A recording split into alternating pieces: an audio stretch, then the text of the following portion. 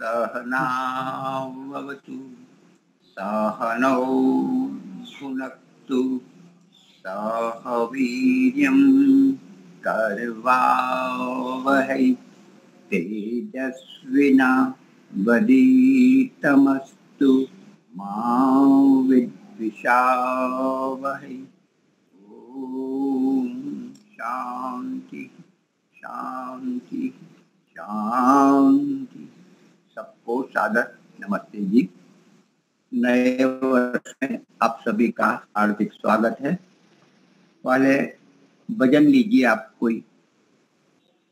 हाँ योगेश्वरी जी। अभी प्रसंग ऐसा हो चुका है तो एक वैराग्य का भजन ही मैं प्रस्तुत करूंगी। संसार से एक दिन जाना है, आया है यहाँ कुछ पल के लिए।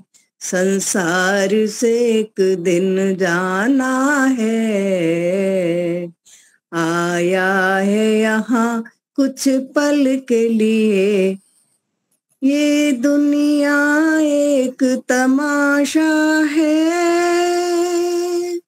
जैसे हो खेल मदारी का, जैसे हो खेल मदारी का। सब ठाठ धरे रह जाएंगे, जो पाए हैं पल छिन के लिए। संसार से एक दिन जाना है, आया है यहाँ कुछ पल के लिए। दिन रात इबादत करता है, दौलत से भरे खजानों की, दौलत से भरे खजानों की। ये दौलत साथ न जाएगी, फिर जोड़ रहा है किसके लिए। ये दौलत साथ न जाएगी, फिर जोड़ रहा है किसके लिए। संसार से एक दिन जाना है, आया है यहाँ कुछ पल के लिए। दुनिया में कौन किसी का है, बेमोल न अब तक जाना है, बेमोल न अब तक जाना है। ये जोत बेकार न कर उल्फत के लिए। नर्तन जो मिला शुभ कर्मों से, बेकार न कर उल्फत के लिए। संसार से एक दिन जाना है, आया है यहाँ कुछ पल के लिए। कुछ हाट हवेली वाले हैं, कुछ भोजनशाला वाले हैं, कुछ भोजनशाला वाले हैं। कुछ ऐसे पंछी गुलशन में, जो आए हैं कुछ पल के लिए। कुछ ऐसे पंछी गुलशन में, जो आए हैं कुछ पल के लिए। संसार से एक दिन जाना है, आया है यहाँ कुछ पल के लिए। नर्तन जो मिला शुभ कर्मों से, बेकार न कर उल्फत के लिए। नर्तन जो मिला शुभ कर्मों से, बेकार न कर उल्फत के लिए। संसार से एक दिन जाना है। नमस्ते। बहुत ही बढ़िया, बहुत अच्छा माता जी। और किसी को एक भजन लेना हो तो हाँ जी, मैं बोलूं? अच्छा, 1 मिनट। और कोई विषय? खोलो दया का द्वार प्रभु जी अब, खोलो दया का द्वार, खोलो दया का द्वार प्रभु जी अब, खोलो दया का द्वार। जन्म जन्म से भटक रही यार प्रभु जी अब, खोलो दया का द्वार। तेरा मेरा साथ पुराना, तू दाता मैं भिखारी,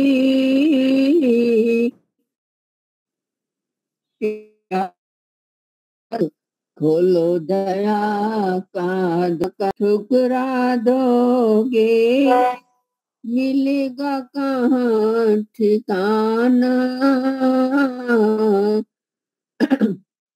का द्वार। धन्यवाद जी समय देने के लिए। हाँ जी, हमारे आज के वक्ता है भाग्यश्री आर्य, उनको मैं निमंत्रित करता हूँ, प्रारंभ करें। सबको सादर नमस्ते जी। सबको दीपावली की बहुत बहुत शुभकामनाएं। हम दीपावली के अवसर पर मुख्य केंद्र बिंदु प्रकाश को रखते हैं, जिसमें हम दिए जलाते हैं, घरों को जगमगाते हैं, पटाखे फोड़ते हैं। कई तरह से हम किसी बाहर के चिन्हों को देखते हैं और मुख्य एक संदेश को ग्रहण करते हैं। प्रकाश का अर्थ होता है ज्ञान। अगर हमें अपने जीवन के लक्ष्य को प्राप्त करना है, जो अत्यंत दुखों की निवृत्ति और सुखों की प्राप्ति, तो उसके लिए महर्षि दयानंद जी ने शुद्ध विज्ञान ज्ञान को धारण करना ही एक उपाय बताया है। तो यह जो हम दीपावली में प्रकाश को लेके चलते हैं, उसका मुख्य उद्देश्य रहता है कि हम ज्ञान, विशेष ज्ञान, शुद्ध ज्ञान के प्रति अपने आप को लगाएं, हम इसको न भूलें। इस मनाएं कि यह मन शुद्ध ज्ञान के प्राप्ति के प्रति समर्पण पूरा साल बना रहे, जिससे हम अपने जीवन के लक्ष्य को प्राप्त कर सकें।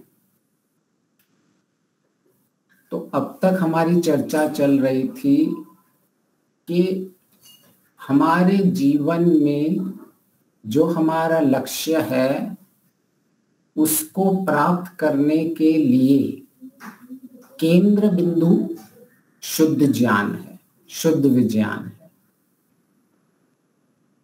जिसको हम कहते हैं तत्व ज्ञान, जिसको हम कहते हैं विवेक ज्ञान, जिसको हम कहते हैं अंतःकरण की शुद्धता, जिसको हम कहते हैं क्लेश मुक्त अंतःकरण। इस तरह से अनेक शब्दों का प्रयोग भिन्न भिन्न शास्त्रों में किया गया है। महर्षि दयानंद जी ने, अगर किसी का इतना सामर्थ्य नहीं है सारे शास्त्र पढ़ने का, तो महर्षि दयानंद जी ने उनका सार निकाल के हमें दे दिया है। अगर हम स्पष्ट रूप से यह संदेश को धारण कर लें कि सबसे उत्तम उपाय है हमारे लक्ष्य प्राप्ति के लिए अंतःकरण की शुद्धता, तो यह सारे शास्त्रों का मूल संदेश और सारांश है। तो एक तो है हम अपना समय हमें शास्त्रों को पढ़ने में लगाना चाहिए, हमें उसके लिए पर्याप्त जितनी जो भाषाएं समझनी है, संस्कृत को समझना है, उसके ऊपर पुरुषार्थ करना चाहिए। परंतु किसी की इतनी क्षमता नहीं है कि वह यह सारे कार्य नहीं कर पा रहा है, तो अगर वो केवल कम से कम इस केंद्र बिंदु को लेके आगे चलेगा तो उसकी उन्नति निश्चित है। तो महर्षि दयानंद जी ऋग्वेद भाष्य में भी कहते हैं, अगर सामर्थ्य नहीं है तो किसी विद्वान या किसी बड़े ऋषि के ज्ञान को लेके हम आगे बढ़ सकते हैं।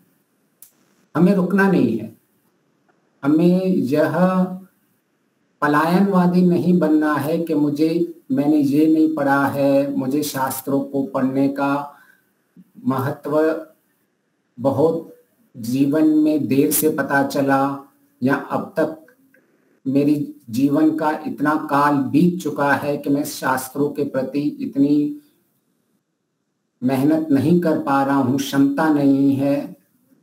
तो ईश्वर ने ऐसी व्यवस्था करके रखी है कि जो महर्षि हुए हैं उनको हम पालन करके उनकी आज्ञाओं, उनके मार्गदर्शन पे चल सकते हैं। जैसे मनु ऋषि ने मनुस्मृति में लिखा है कि हम ज्ञान कैसे प्राप्त करते हैं, तो श्रुति जिनको वेद कहते हैं, वेद के द्वारा ज्ञान प्राप्त करते हैं। स्मृति जो वेदकृत अनेक शास्त्र हैं उनके द्वारा, जैसे दर्शन हो गए, उपनिषद हो गए और अनेक शास्त्र हैं उनके द्वारा। तीसरे सदाचार, जो महान पुरुष हैं, जो विद्वान हैं, उनके सदाचार के आचरण देख के हम सीख सकते हैं। चौथा है स्वप्रिय, कि जो हमारी आत्मा को प्रिय है वैसा ही व्यवहार करे तो भी हम बहुत उन्नति को प्राप्त कर सकते हैं। आत्मा को यह नहीं पसंद स्व को कि हमारे साथ कोई हिंसा करे, तो हमें किसी के साथ हिंसा नहीं करनी चाहिए। हमें नहीं पसंद हमारे साथ कोई असत्य बोले, तो हमें किसी से असत्य नहीं बोलना चाहिए। हमें नहीं अच्छा लगता हमारी वस्तुओं की कोई चोरी करे, तो हमें नहीं चोरी करना चाहिए। हमें नहीं अच्छा लगता कि कोई व्यभिचार करे, तो हमें किसी के साथ व्यभिचार नहीं करना चाहिए। इसी तरह से जिस तरह से आलस्य, प्रमाद हमें अच्छा नहीं लगता तो हमें वो नहीं करना चाहिए। हमें असंतोष में रहना अच्छा नहीं लगता तो हमें नहीं रहना चाहिए। तो ईश्वर ने ऐसी व्यवस्था सबके लिए बना के रखी है कि जिसने वेद भी नहीं पढ़े हों, जिसने दर्शन भी नहीं पढ़े हों, जिसे सत्संग या विद्वानों का सानिध्य नहीं भी मिला हो, वो भी उन्नति कर सकता है। प्राय हम ये बहाने बनाते रहते हैं कि मुझे उन्नति के साधन नहीं मिले हैं इसलिए मैं उन्नति नहीं कर रहा हूं, परंतु ईश्वर ने कोई ऐसी चीज नहीं छोड़ी है कि अगर आपके पास कोई जंगल में भी कोई रह रहा हो तो भी यह आत्मप्रिय का व्यवहार कर सकता है। स्वप्रिय, उसको जो सारे खुद को अच्छा लगता है वैसा व्यवहार ही वो दूसरों को करे, और जैसे उसे अच्छा नहीं लगता कि दूसरे उसके साथ व्यवहार ना करें वैसा वो दूसरों के साथ ना करे। तो इतनी भी अगर समझ किसी में आ जाए तो भी उसके जीवन के पार हो जाता है। तो यह मनु ऋषि ने स्पष्ट कर दिया है। ने हमारे मार्गदर्शन के लिए और ऋषि के ईश्वर के द्वारा जितने भी रास्ते बताए हैं, यहाँ स्पष्ट किया है कि आपके जीवन में कभी भी ऐसी स्थिति नहीं आने वाली है कि जो बाहर के कारण से आपकी उन्नति रुक जाए। कभी ऐसा नहीं होगा कि कोई कहेगा कि मुझे वेद का सानिध्य नहीं मिला इसीलिए मेरी उन्नति नहीं हुई, मुझे दर्शनों का सानिध्य नहीं मिला मेरी इसीलिए उन्नति नहीं हुई, मुझे सदाचार लोगों का सानिध्य नहीं मिला इसीलिए मेरी उन्नति नहीं हुई। लेकिन आत्मा का सानिध्य तो कोई छीन नहीं सकता। यह तो आप खुद हो, तो आपको तो खुद पता है कि आपको क्या अच्छा लग रहा है और क्या अच्छा नहीं लग रहा है, तो बस इतना ही करना है। इसलिए जीवन में कभी भी ऐसे बहाने नहीं बनाने चाहिए कि मेरी बाहर की परिस्थितियां ऐसी थी, मुझे जीवन में बहुत समय बाद ये ज्ञान प्राप्त हुआ, मुझे ऐसा कोई गुरु नहीं मिला, ऐसा कोई मुझे सानिध्य नहीं मिला। इन बहानों से दूर रहना चाहिए। ईश्वर को बहाने बिल्कुल पसंद नहीं है, इसीलिए उसको पता है कि मेरी आत्मा बहुत बहाने करती है। बच्चों की तरह कहते हैं ना, बच्चे हैं और वो हमारा माता पिता है, तो माता पिता के लिए तो हम भी जितने भी 60, 70, 80 साल के हुए, ईश्वर के लिए तो बच्चे ही हैं। तो उसको भी पता है कि मेरे भी सारे बच्चे हैं, भले उनकी शरीर की उम्र कितनी भी हो, लेकिन बहाने सब के सब मारते हैं, उन्नति नहीं चाहिए। तो ईश्वर ने पूरी व्यवस्था करके रखी है कि भाई मैंने किसी को कभी भी किसी भी चीज से वंचित नहीं रखा हुआ है। आपके पास पूरा का पूरा सब कुछ आपके सामने पड़ा हुआ है। तो पिछली चर्चा तक हम आए थे कि हमारा जो मुख्य कारण है कि जितना भी हम ज्ञान प्राप्त करते हैं वो व्यवहार में क्यों नहीं आता है, उसकी चर्चा चल रही थी। तो उसका मुख्य कारण यही है कि हमारी जो इच्छाएं हैं वह सारी अज्ञान युक्त होती हैं, क्लेश युक्त होती है, क्लेश संस्कारों के वेग के अनुरूप हो जाती है। इसलिए ज्ञान होते हुए भी हम क्लेश संस्कारों के अनुरूप कार्य कर लेते हैं। हमें पता होता है कि सत्य बोलना चाहिए, परंतु हमारे जो पिछले संस्कार हैं, जो झूठ बोलने के संस्कार हैं, जो परिस्थितियों से बचने के लिए हम झूठ बोल देते हैं, हम अपनी रक्षा के लिए झूठ बोल देते हैं, या किसी भी कारण में हमें अपना लाभ दिखता है उसके लिए झूठ बोल देते हैं, उसके संस्कार बने हुए हैं, उस संस्कारों के वेग के कारण हम झूठ बोलते हैं, यद्यपि हमें सालों से पता है कि हमें सत्य बोलना चाहिए। तो यह ऐसी एक विडंबना है कि हम ज्ञान, शब्द ज्ञान प्राप्त करते हुए भी उसको व्यवहार में नहीं ले आ पाते हैं। तो अभी यह बहुत ही कठिन समस्या है कि हम चाहते हुए भी कार्य नहीं कर पाते हैं।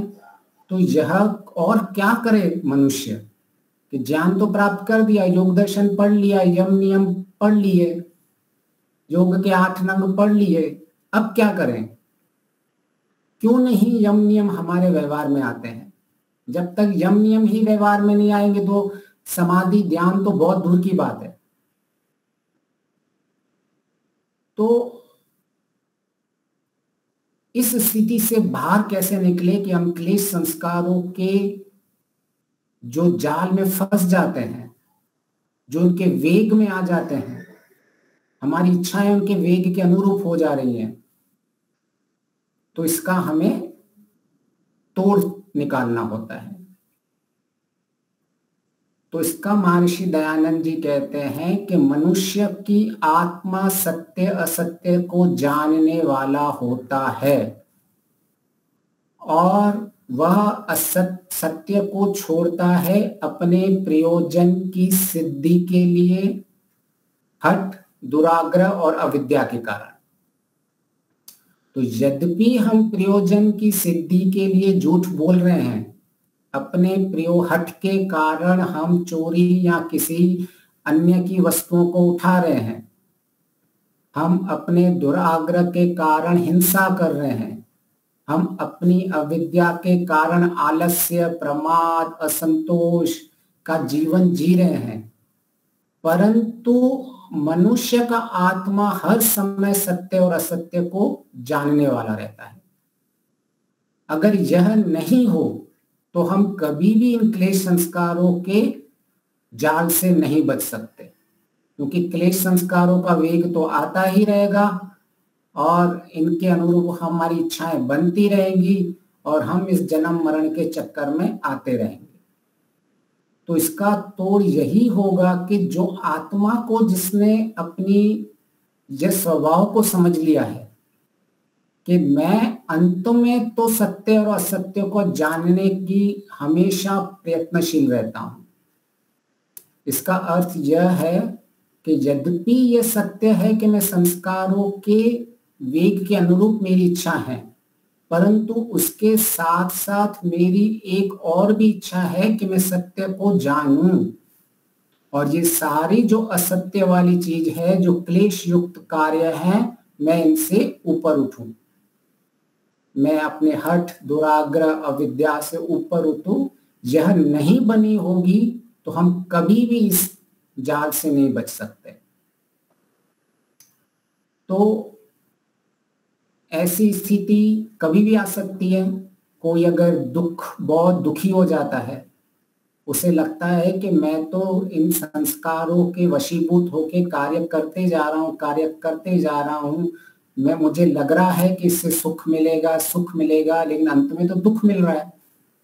और आत्मा को तो सत्य जानना है कि भाई मैं इतना कर रहा हूँ, जो भी कर रहा हूँ, फिर मुझे दुख क्यों मिल रहे हैं।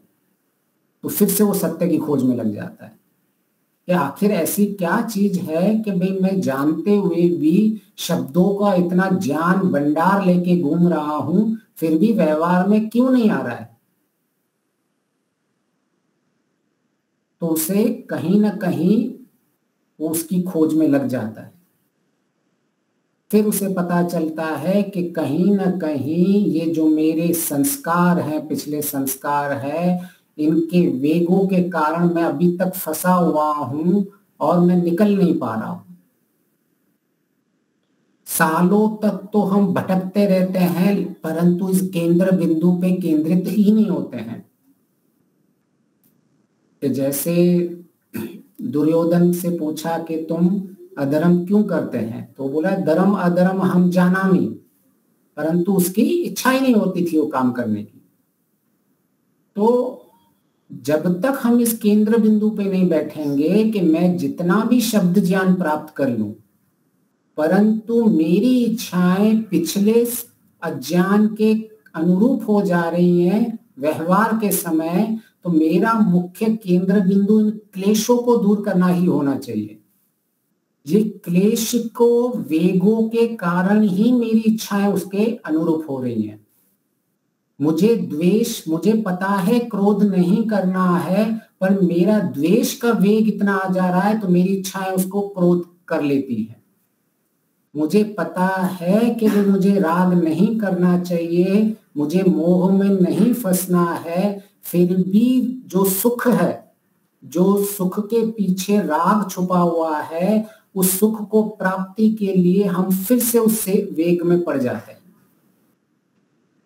तो हमारी सारी इच्छाएं जो उत्पन्न होती हैं, यद्यपि हम स्वतंत्र हैं, परंतु इन संस्कारों का वेग का भी हम पर बहुत बड़ा परिणाम आता है। यह एक सत्य है। क्यों आता है? ये कोई जबरदस्ती नहीं आता है, इसीलिए आता है कि मनुष्य की आत्मा हर वक्त सुख और दुख की, सुख को पाने की इच्छा और दुख से हटने की इच्छा उसकी बनी रहती है।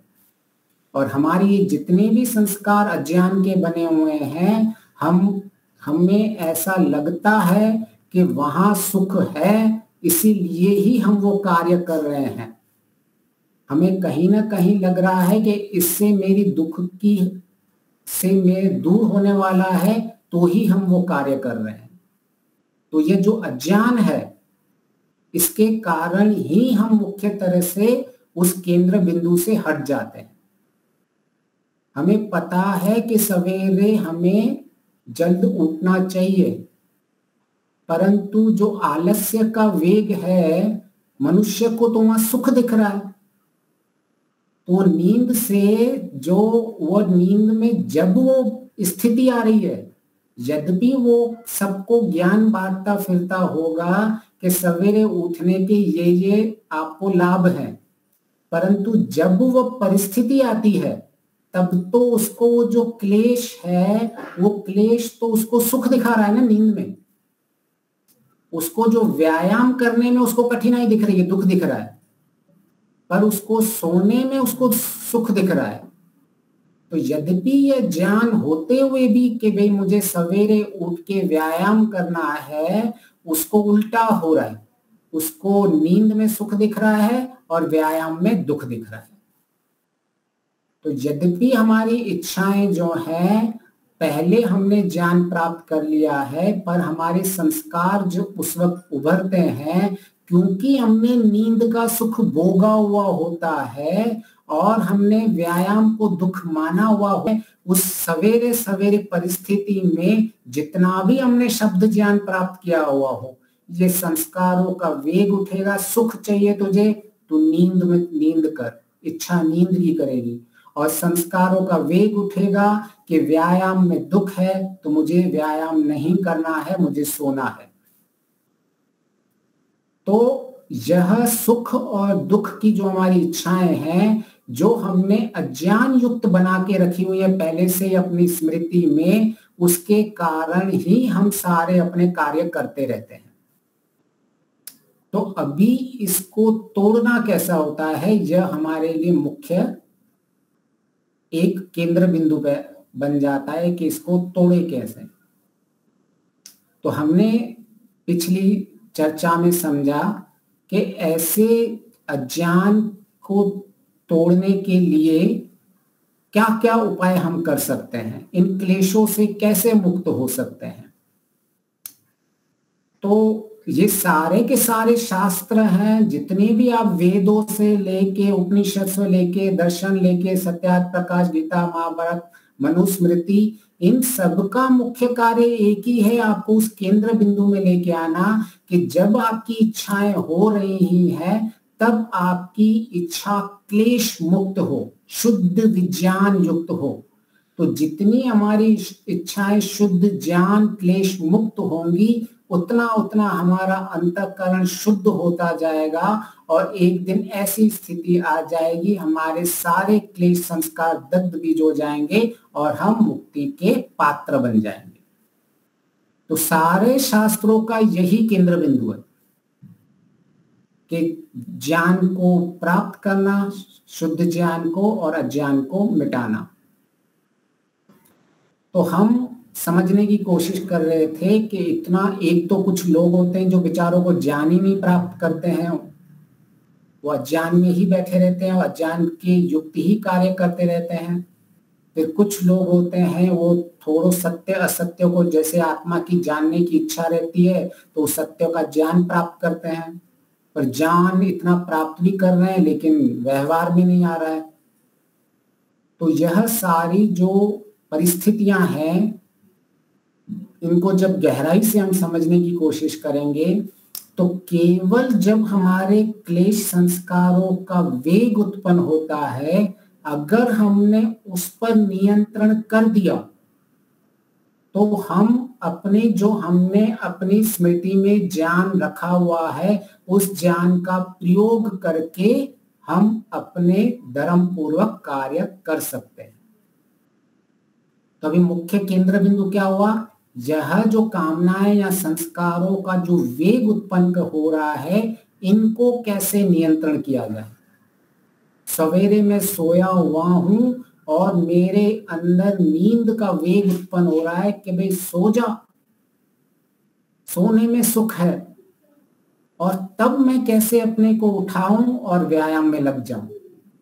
बस इतना ही है। ऐसे ही कार्य हमें सारे में करने होते हैं कि जहां जहां हमारे पिछले पिछले अज्ञान की, जहां जहां पूरे पूरे हमारे अविद्या के संस्कार बन चुके हैं, उन संस्कारों को ऊपर उठ के नए संस्कारों का प्रयोग करना। तो पिछली बार हमने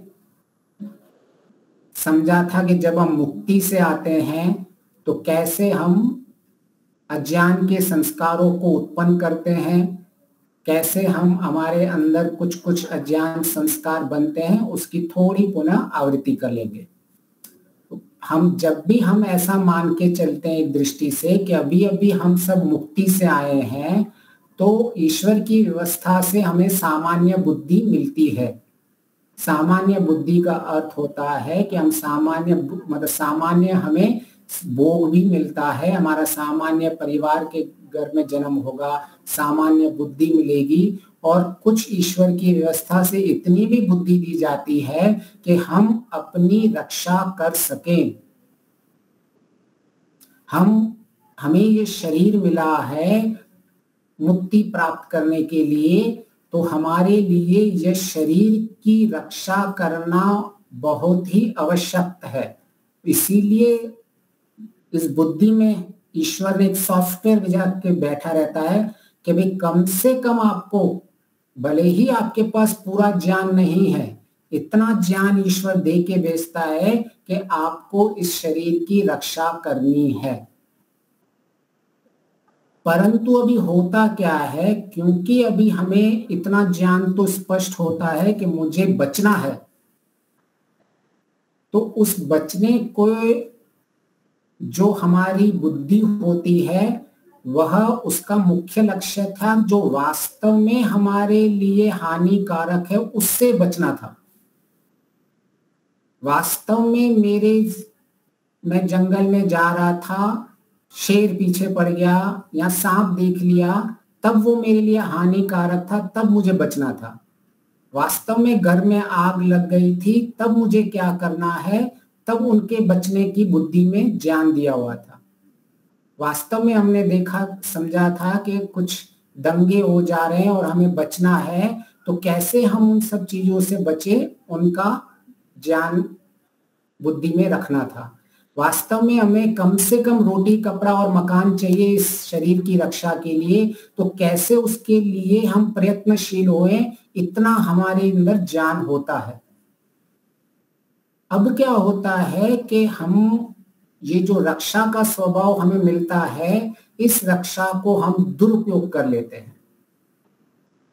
कैसे दुरुपयोग कर लेते हैं कि यद्यपि यह हमें पुरुषार्थ करना होता है, परंतु हमारी बुद्धि क्या कहती है उस वक्त कि आलस्य, नींद में ही तेरा लाभ है।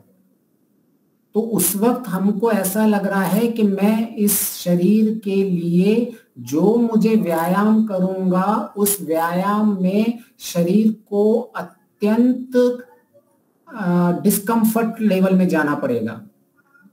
तो हम क्या सोने का ऑप्शन सिलेक्ट कर देते हैं कि मुझे सोने से मेरे शरीर की रक्षा हो रही है।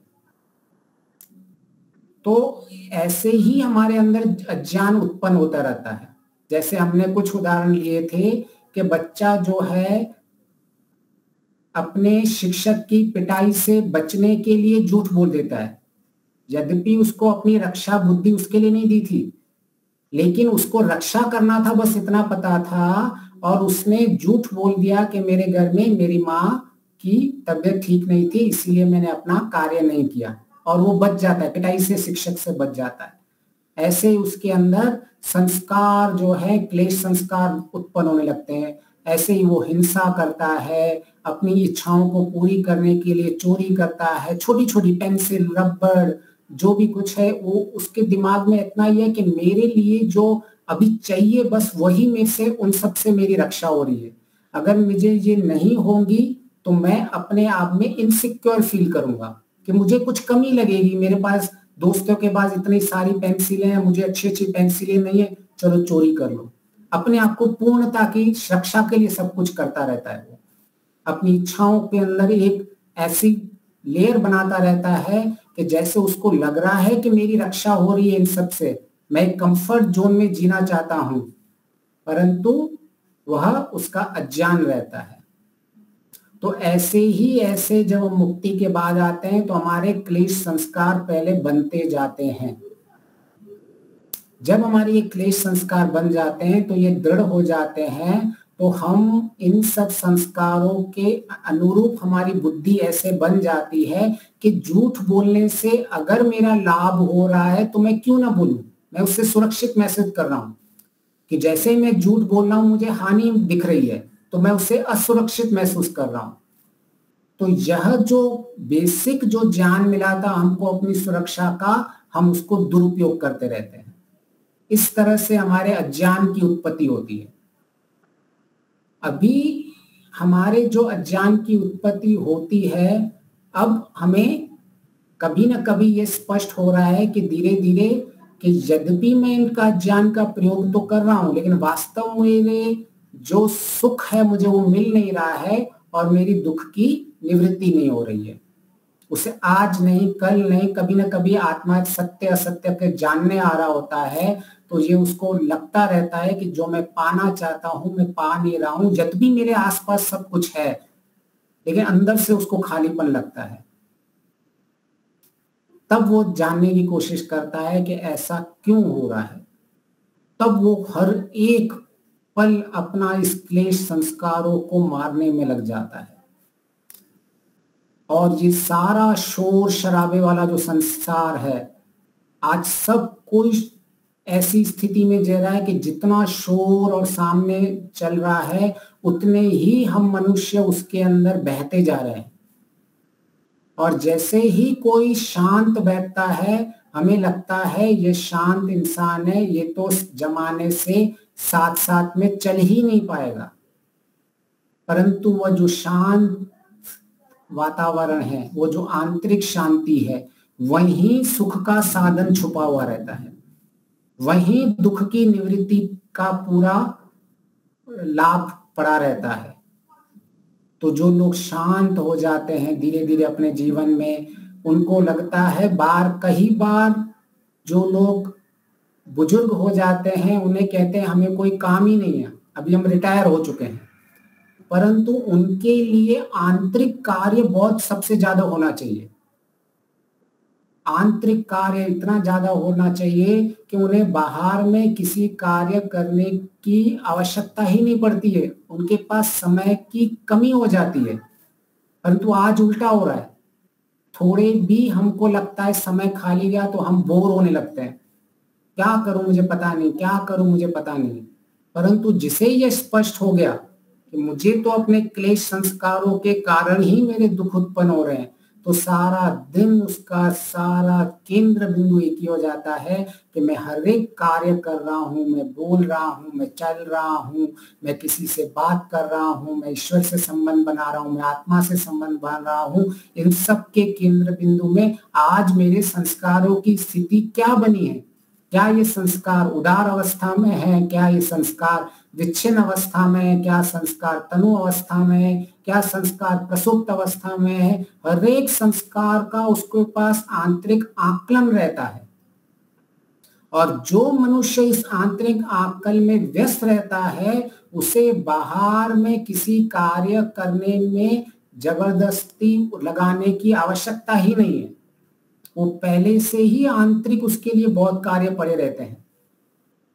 तो ये जो बोर वाला लोगों ने एक नया बना दिया है आजकल कि हम तो बोर हो रहे हैं, हम तो बोर हो रहे हैं, तो आज ये नया चल रहा है, ट्रेंड कर दिया है कि हमें कोई काम ही नहीं है, हमें कोई काम ही नहीं है। इतना आंतरिक काम पड़ा हुआ है कि भी हमारा पूरा की पूरी फाइलें बड़ी हुई है, अंदर पहाड़ बन चुका है संस्कारों का। उन संस्कारों को, पहाड़ों को धीरे धीरे धीरे तोड़ना है, बहुत मेहनत का काम है ये। हमें बाहर से, यद्यपि हमारे बाहर शरीर में सामर्थ्य नहीं है, लेकिन आंतरिक हम ये सब कार्य हर दिन कर सकते हैं। तो हम जब ये स्पष्ट हो जाता है कि मेरा सारा कार्य क्षेत्र है वह संस्कारों के ऊपर है और संस्कारों के लिए ही मैं कार्य कर रहा हूं, तो उसके जीवन की दृष्टि बदल जाती है। वह जब खाता है, जब स्नान करता है, जब चलता है, तो सारी की सारी दृष्टि भिन्न लेके चलता है। बाहर से उसके अंदर कोई पवित्र नहीं, कोई जो परिणाम में कोई भिन्नता नहीं दिखती है, परंतु दृष्टि पूरी की पूरी उसकी परिवर्तन कर देता है। जैसे वह दुखों की निवृत्ति के लिए ही सब कार्य करेगा।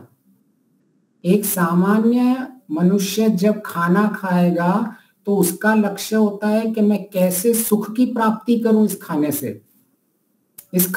ये खाना कितना टेस्टी है, कितना मेरे इंद्रियों को ये सुख दे पा रहा है।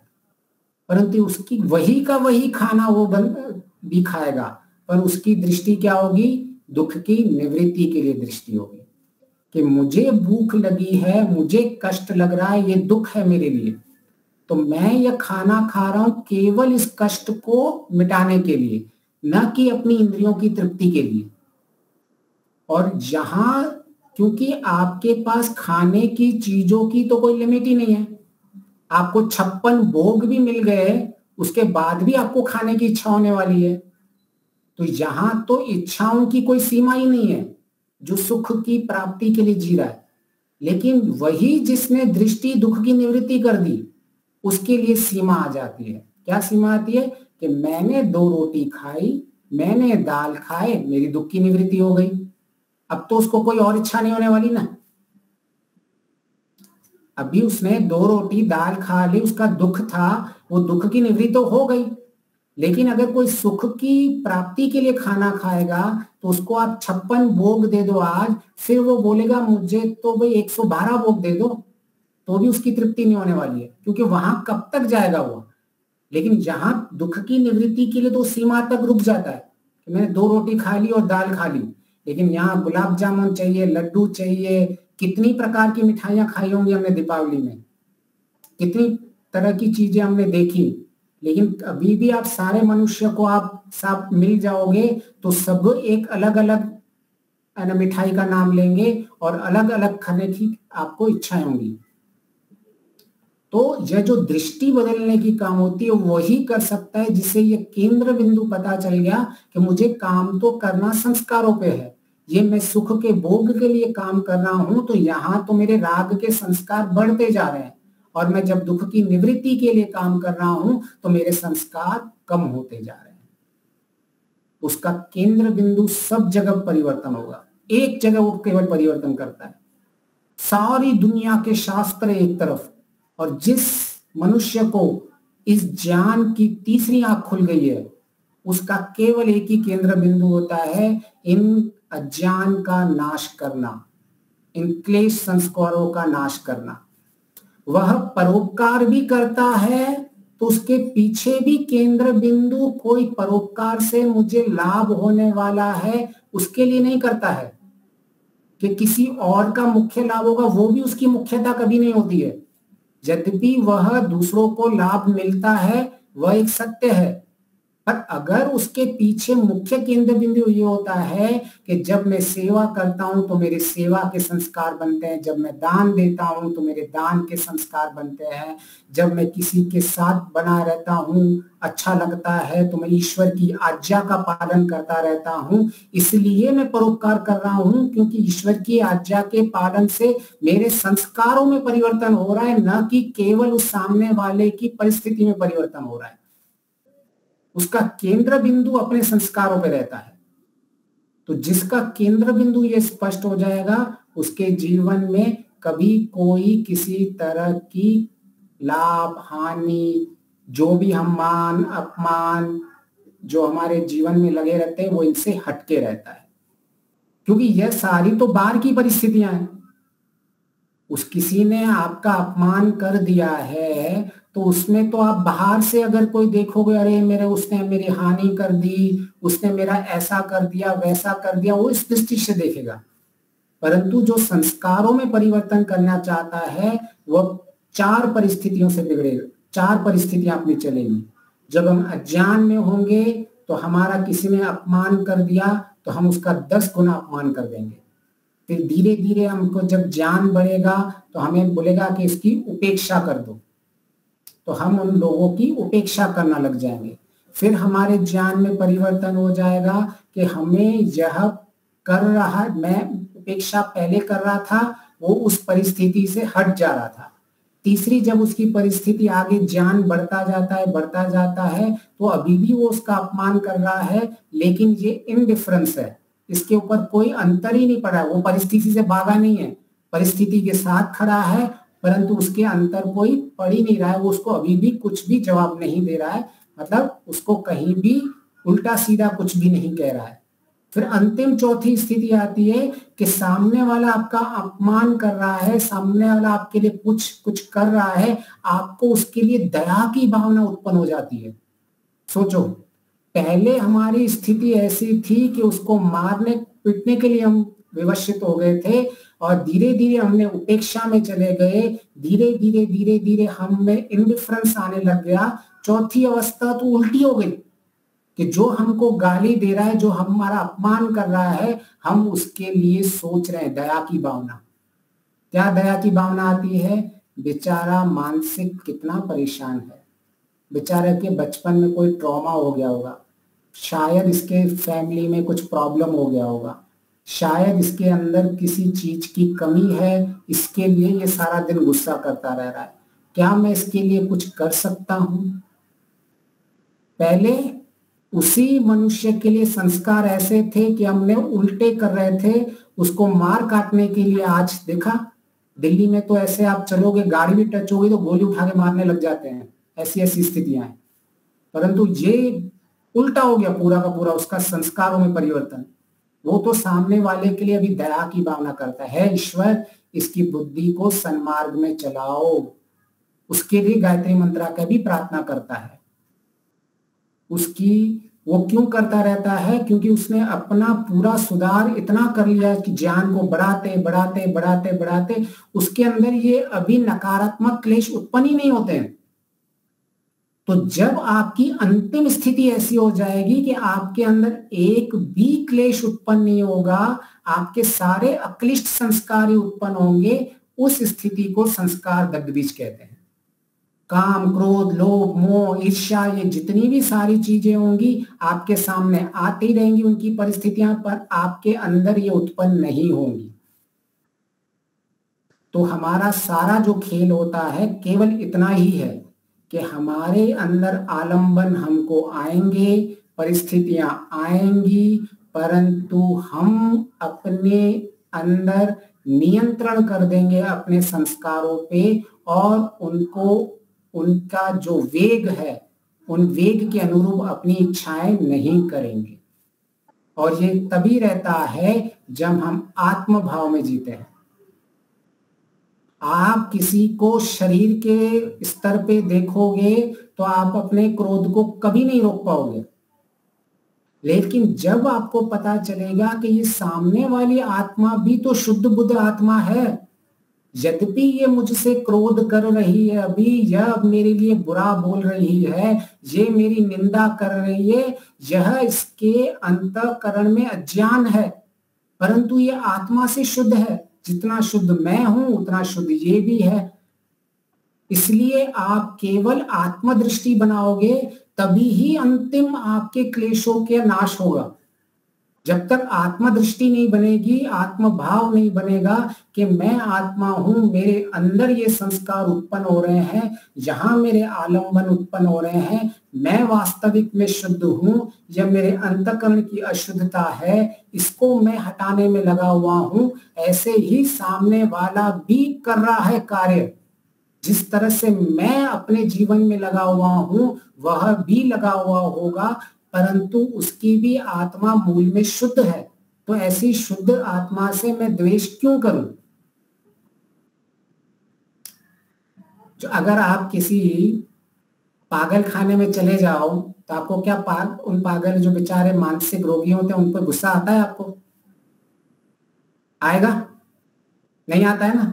कैसे कैसे हरकतें करते हैं वो आपको टीवी में दिखाते हैं ना पागल, मतलब जिनके मानसिक स्थिति सही नहीं होती है, वो किसी को काटेंगे, किसी को मारेंगे, किसी को तोड़ेंगे, हर किसी की कुछ के ऊपर हंसते रहेंगे। तो आपके ऊपर तभी तो आपको कोई द्वेष नहीं आ रहा है, क्यों? आपको उनके पीछे दया आती है। ऐसे ही हमारे चलते फिरते भी मानसिक रोगी घूमते रहते हैं। मानसिक रोगी का अर्थ ये होता है जो अज्ञान होना। तो ऐसे ही आसपास भी आपके अज्ञानी, आपके फैमिली मेंबर्स में अज्ञानी होंगे, आपके पड़ोसी अज्ञानी होंगे, आपके जहां काम करते होंगे वहां भी अज्ञानी होंगे। तो आपको केवल इतना ही सबको देखना है कि सारी आत्माएं शुद्ध हैं, केवल सबका ज्ञान और अज्ञान का स्तर भिन्न भिन्न है। जब आपकी दृष्टि ज्ञान अज्ञान अंतःकरण की स्थिति पे चलती है तो अभी आपको वैसी स्थितियां परिस्थितियां आंतरिक उत्पन्न ही नहीं होंगी, परंतु दृष्टि बदलनी पड़ेगी। जब तक दृष्टि नहीं बदलेंगे तब तक कुछ अंतर नहीं होने वाला है। वही की वही स्थितियां होंगी जो आपके किसी और के साथ आएंगी, परंतु वही की वही स्थिति में आप शांत रहेंगे। परंतु हमारा सारा तो ध्यान दूसरी परिस्थितियों को के ऊपर ही पड़ा रहता है कि यह मेरे इसके कारण मैं दुखी हूं, मेरे ये परिवार में ऐसा बंदा है। कई बार किसी के प्रश्न भी आते हैं ना कि परिवार में ऐसे लोग हैं तो हम क्या करें। तो यह तो उल्टा बहुत अच्छी बात है। मुझे याद है स्वामी सत्यपति जी कहते थे कि आपका साथी जितना विपरीत चलेगा उतनी आपकी उन्नति ज्यादा होगी। बाहर तो ठीक है, अगर किसी के परिवार में भी ऐसे लोग हैं तो वह तो आपकी बार बार ट्रेनिंग करवाएंगे, आपकी टेस्टिंग करवाएंगे। आप कितने पानी में हो ये आपके परिवार वाले जितने विपरीत होंगे आप उतने ही अंदर से बहुत महान होंगे। नहीं तो क्या आपको बाहर से लोग देखने पड़ेंगे कि आपका कोई अपमान कर रहा है, कोई आपकी निंदा कर रहा है। बाहर में लोग कहाँ जाओगे आप ढूंढने। यहाँ तो आपके घर में ही लोग बैठे हुए आपका अपमान करने के लिए, आपकी बात न सुनने के लिए, आपको जबरदस्ती काम करवाने के लिए, आपके लिए जो भी कुछ है उनकी भिन्न दृष्टि होगी। तो ऐसे लोगों का तो धन्यवाद करने का कि आप मेरे दिन रात मेरे साथ हो। तो वैसे मुझे समय मेरी मुक्ति में सोच रहा था अगले जन्म में होगी, इस बार तो इसी जन्म में मेरी मुक्ति होगी। सही है ना दीपालिका जी। लेकिन बस दृष्टि परिवर्तन करना है हमें कि यही जो हमारे परिवार वाले, जो पड़ोसी वाले थे, जो ऑफिस वाले थे, हमको कुछ देर तक इतना परेशान कर ले थे, इनके दृष्टि बदलने से ही अभी हमें पता चल गया कि ये तो हमारे लिए सहायक है। मैं कितना अपने आप में संस्कारों में मैंने काम किया है। ये सवेरे ही मैं जैसे उठता हूं ये मेरे को कुछ न कुछ टॉन्ट मार देता है। अब मुझे देखना है कि सवेरे उठ के मेरी स्थिति कैसी बनी थी। अगर मैं उससे विचलित हो जाऊं, उसी से अगर मैं अपने साथी से विचलित हो जाता हूं, पति पत्नी से विचलित, पत्नी पति से विचलित, माँ बच्चों से विचलित, बच्चे माँ बाप से विचलित, अगर ये होते जा रहे हैं तो इसीलिए ही ईश्वर ने ये संसार रचा है, इसीलिए ही ये सारे रिश्ते रचे हुए होते हैं जिससे आपकी उन्नति हो। आप टेस्ट करो अपने आप को, आप अपने आप ब्रेन को ट्रेन कराओ। सवेरे उठो तो ऐसे मान के ही उठो कि मेरे कुछ बच्चे बातें मानेंगे, कुछ नहीं मानेंगे। बच्चे हों तो बोले मेरे बाप बाप कुछ चीजों को समझेंगे, मेरे बाप बाप कुछ चीजों को नहीं समझेंगे। ये पहले से ही दृष्टि बना के रखनी होती है। तो जिस तरह से हमें इस तरह से अपनी दृष्टि बना के रख देते हैं तो यद्यपि बाहर से दुख आएंगे, परिस्थितियां आएंगी, परंतु हम दुखी नहीं होंगे। तो शास्त्र कोई गारंटी नहीं देते हैं कि आपके बाहर से दुख, वेद कभी नहीं ऐसा कहता है कि मुझे तुम पढ़ोगे तो आपके सारे दुख बाहर के चले जाएंगे। ऐसा कोई शास्त्र ऋषि गारंटी नहीं देता है। केवल इतना कहते हैं ये सारे कि किसी भी परिस्थिति में आप दुखी नहीं होंगे। आपको अंदर से इतना एक ऑरा बना के चलते हो, आपके माइंड में एक ऐसी बबल बना के चलते हो कि आपको बाहर से कोई अट्रैक्ट कर ही नहीं सकता। एक लंबी दीवार बन जाती है आपकी। आप अपने इतने स्पष्ट हो जाते, इतनी क्लैरिटी आ जाती है आपके दिमाग में, आपका मस्तिष्क कितना स्पष्ट हो जाता है। तो हम इसको और भी आगे लेके चलेंगे। अगर किसी को कोई प्रश्न है तो पहले वो प्रश्न ले लेते हैं। ठीक है, तो इसको हम आगे और समझेंगे कि हमने पिछली बार देखा था कि हम धी, धृति, स्मृति इन तीनों को जब बुद्धि में रखते हैं तो हम नियंत्रण कर सकते हैं सारे अपने अंतःकरण को। धी का अर्थ हमने समझा था कि तत्व ज्ञान का प्राप्त करना, स्मृति का अर्थ है तत्व ज्ञान को स्मृति में हमेशा बनाए रखना। धृति है मीन्स तत्व ज्ञान से विपरीत परिस्थितियों को नियंत्रण करना। तो जब हम दृष्टा भाव में देखते हैं कि अभी संस्कार जैसे ही उत्पन्न होता है, उसका वेग उत्पन्न होने वाला होता है, तब हम दृष्टा भाव में होते हैं, हम आत्म भाव में होते हैं। हम उन संस्कारों को दृष्टा की तरह देखते रहते हैं और जैसे ही ये उत्पन्न होता है हम उसको ज्ञान से कुचल देते हैं। इसीलिए दृष्टा भाव बहुत अनिवार्य है। हर पल अपने विचारों को देखते रहने का, हर पल मेरे अंदर कैसी कैसी स्थितियां उत्पन्न हो रही हैं, कैसे वेग उत्पन्न हो रहे हैं, ये देखते रहने का और ज्ञान को रेडी रखने का। तो ज्ञान रेडी कैसे हमने समझा था, बार बार आवृत्ति करते हैं हम। जब सवेरे ध्यान करते हैं, शाम को ध्यान करते हैं, तो ये बार बार आवृत्ति करते रहते हैं। जब हम केवल देव यज्ञ भी करते हैं, अग्निहोत्र भी करते हैं, तो बार बार किसकी आवृत्ति करते रहते हैं, स्वाहा स्वाहा। और नहीं तो दूसरी आवृत्ति किसी करते हैं, इदन्नमम इदन्नमम।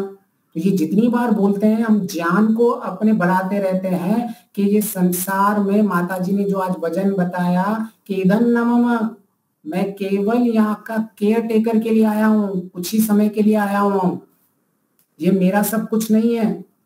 इदन्नमम, बार बार इदन्नमम बोलने से हमारे निर्भय होते जाते हैं। नहीं तो हमें क्या डर भय लगता रहता है, ये मेरा है ये भी छूट जाएगा, ये मेरा है ये भी छूट जाता है, ये मेरा है ये भी छूट, सारा दिन भयभीत रहते हैं।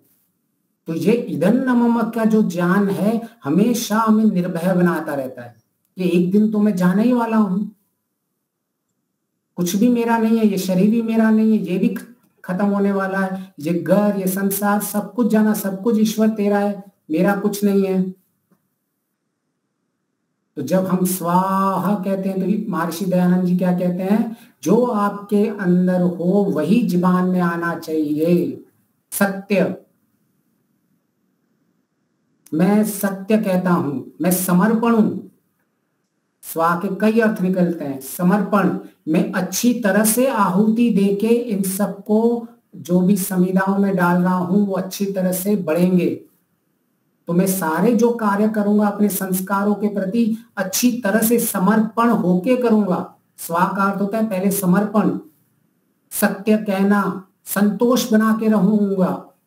तो मैं किसी भी जो वस्तु है धर्म युक्त को प्राप्त करके ही मैं अपनी मानूंगा, जो अधर्म युक्त हो मैं उसको कभी अपनी नहीं मानूंगा। जो मुझे धर्म से मिलता है मैं उसमें संतोष रहूंगा। यह है स्वा के अर्थ।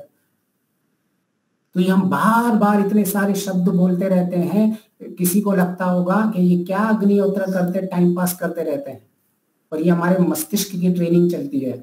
इसको ब्रेन को रिवायरिंग किया जाता है, ब्रेन को रीप्रोग्रामिंग किया जाता है। अपने जैसे मेरे पास कोई आलम्बन आ जाए, मेरे सामने कोई विपरीत स्थिति आ जाए, तो मेरे अंदर इदन्नमम की भावना तुरंत उत्पन्न हो जानी चाहिए। मैं किस चीज के लिए लड़ रहा हूं, इसके लिए क्या ये मेरे जीवन में मेरे साथ चलने वाला है जो मैं इसके लिए लड़ रहा हूं? इदन्नमम। ठीक है सुशील जी, आप प्रश्न पूछ लीजिए।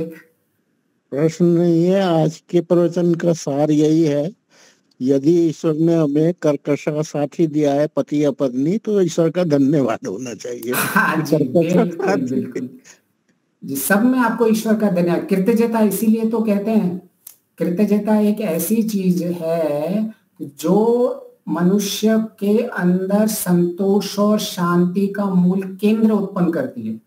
नहीं तो कृतज्ञता ईश्वर के प्रति नहीं होगी। कि ये तो बहुत सारे हमारे सामने, एक तुकाराम करके एक अच्छे पंडित हुआ करते थे, उनकी पत्नी ने कहा आप कुछ कमाते नहीं हो, जाओ कमा के लेके आओ। तो वो ऐसे ही डेली कुछ कमाने लेके गया और थोड़ा बहुत कमा के लेके आया, और रास्ते में उसने देखा कि भाई कुछ है बेचारे पहले से उससे भी गरीब दरिद्र थे, तो उसने पैसे उनको बांट दिए और केवल एक गन्ना लेके आता है अपने घर में। तो उसकी पत्नी कहती इस गन्ने का मैं क्या करूं, सीधा उसके सर पे मारती है, तो गन्ने के 2 टुकड़े हो जाते हैं। तो वो ईश्वर को क्या कहता है, हे ईश्वर तेरा बहुत बहुत धन्यवाद, मेरी पत्नी भी कितनी अच्छी है कि गन्ने के 2 टुकड़े करके दे रही है। तो इस तरह से हम जब सब चीजों में सकारात्मक लेके आ जाते हैं, हमें पता है कि भाई यह मेरी पत्नी थी, मतलब तुकाराम का उदाहरण था कि यह पत्नी अगर ऐसी नहीं होती तो मैं, हे ईश्वर, तेरे प्रति इतने आगे कभी नहीं बढ़ता। तो आपके हमें आसपास में जितने भी लोग मिल रहे हैं जिनको हम टॉक्सिक पीपल कहते हैं, इनका डिटॉक्सिफिकेशन हमारे अंदर ही रहता है। तो इस तरह से हम अपने जीवन में परिवर्तन कर सकते हैं और आगे हम कभी भी इसको आगे लेके चलेंगे। आप सबका बहुत बहुत धन्यवाद जी। नमस्ते आचार्य जी। आपका भी बहुत बहुत धन्यवाद। समय हो चुका है तो शांति पाठ के लिए धन्यवाद आपका। हाँ, प्रयागराज से शंकर जी आप शांति पाठ करवाइए। जी जी जी।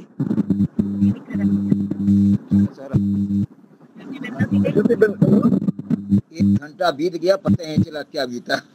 ये बड़े भाई है हो गए। सब नमस्ते जी। हाँ जी हाँ, नमस्ते। आप वापस कहीं बाहर जा रहे हो? वापस अपने वतन की ओर? जी जी ठीक है। आवाज जा रही मैंने की? हाँ जी हाँ, प्रारंभ कर। शांति पाठ होगा।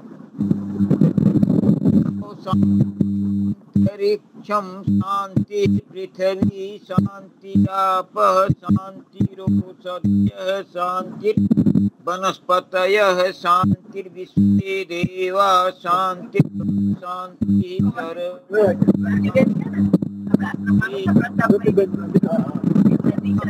बेंगलोर